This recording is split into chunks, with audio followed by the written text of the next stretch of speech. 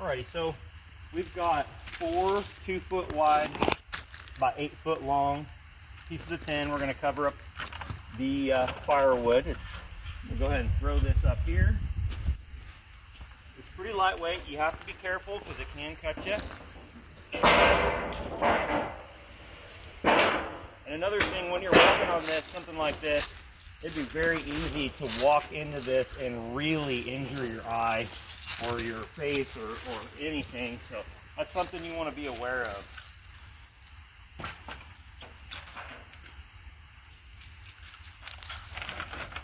All right, here. Take this. Tin works the best by, it's strong because of the ribs that way. I'm hoping that this will fit on here. So that's why we flip that saw blade backwards. I'm going to mount these up here, and then I'm going to screw them down, and then I'm going to cut them. That way I'm not fighting it. Wow, even more. Here. Throw that right there. And I do have some ridge cap left from my house, so I'm planning on going ahead and capping the middle with that. So we're just trying to get it mostly covered. It looks nicer this way, and to keep the wood drier than if it didn't have it. It's important when you're screwing these in to not over tighten them, especially in like a house type situation or a shop.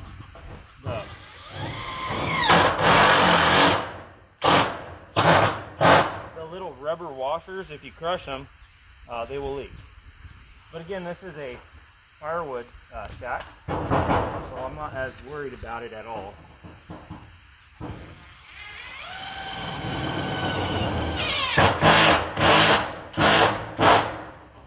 The cool thing about building your house is when you are done with the materials, they don't disappear with some contractor. You get them all.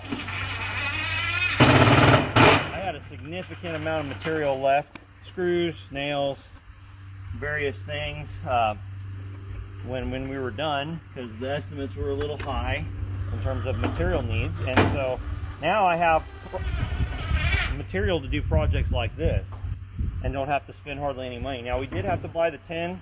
They were like $20 a piece, so $80 in metal, and then we bought some stain for we bought the deck restore type stain for the structure here on the pallets. It was about 40 bucks for that stuff. And then I used nails and screws that I had laying around for the rest of it. Alright, I just have 2 more screws to go.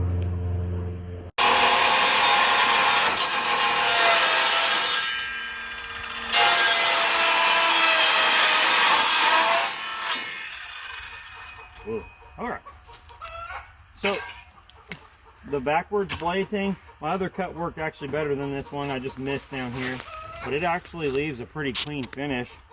It works a lot better than using an angle grinder. Let's see if I've got any teeth left on this thing. I feel like the teeth look like they're chipped a little bit. But anyway, it's getting the job done. Again, I've never done tin. I've never really paid attention too much to it, but this is not a critical. I wonder if this is supposed to go on top of here, babe. You know, I think it is. I think that lays on top of there. What I'm doing here, I paid attention on my house. I just went and took a glance at it and realized that they cut this off here so that way it lays down better. That's much better than it was. It's not perfect, but again, I'm not going for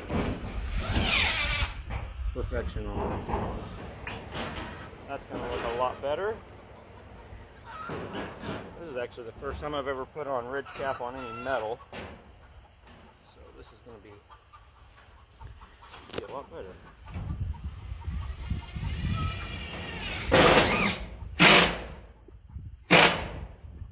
That's how the other one could have been. Very good.